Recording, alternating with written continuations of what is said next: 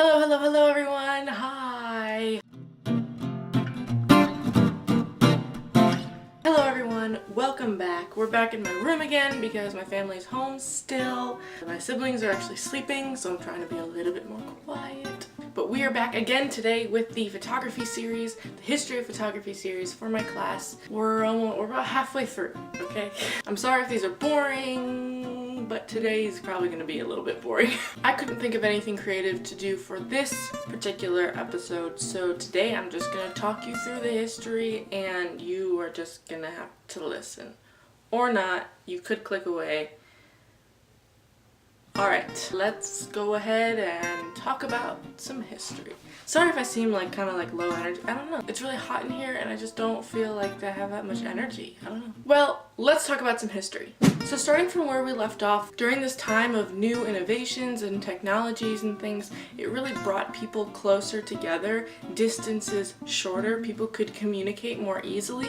And the concept of seeing is believing really became prevalent in this society, and that was when photography really kicked in. Photography began to advance more and more, and it really filled the need for those people. People wanted to see other lands, they wanted to see other people, they wanted to literally see places that they weren't, and they wanted to know all about those places, and that's where photography came in. It really began to give that to the people, and people felt like they knew more about the world just by seeing it. The photographer's goal at this time was the every person view, and that was the view where they would get quite a distance away from the subject, they would place it at eye level, and they would just aim straight ahead. And that was so when people looked at it, it looked like something that they could have seen. It was a very generic view of whatever the subject was, a building, a field, whatever. More information meant better information. Then photography began to capture real current events. This guy named Carl Ferdinand Stelzer made one of the first camera images of a current event.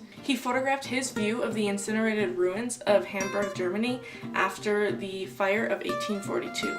It then became crucial for photography's future to become a form of reportage. So photographers began to capture scenes of war both before and after the battles. Then on April 12, 1861, the American Civil War began. A guy named Matthew Brady quickly organized a group of photographers to be field photographers for the war. They would stage the scene after the battle by moving the dead bodies around in order to get the right composition for the image they wanted. Brady's team worked very hard and under very difficult conditions, and he didn't even credit them for their work. It was all under the name Brady and his photographic studio. And on top of that, people didn't even want to buy them. People in the country just wanted to forget. They didn't want to remember that it happened. Alex Gardner was one of the photographers under Brady's group. He was in charge of Brady's Washington studio in 1861. He began to get sick of Brady taking all of the credit for the work, and in 1863 Gardner created his own studio in Washington,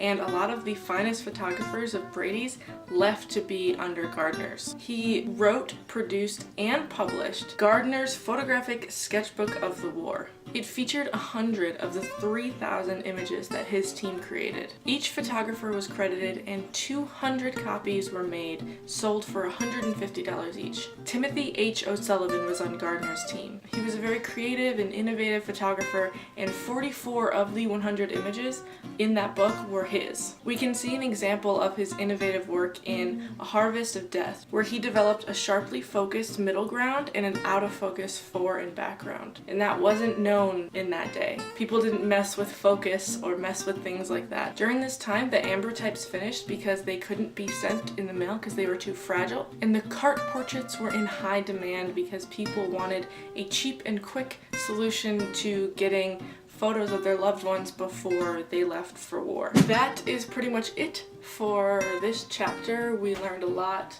I learned a lot about how photography, where it stood in war and how it developed in current events, and why we have news photographers and things like that now, and how that all started. This was probably boring, so I'm sorry. Thank you guys for watching. If you guys want, you could leave a comment down below saying that I should get an A for this. You could like this video if you liked it, hit the thumbs up button, and don't forget to subscribe because I have more things coming. You can subscribe that way, or you can hit the subscribe button down below, and I appreciate that. So, I'm not very funny today, guys. I'm sorry, I just woke up and I have to go to work. Depressing day. Thank you guys for watching. Love you guys. Bye.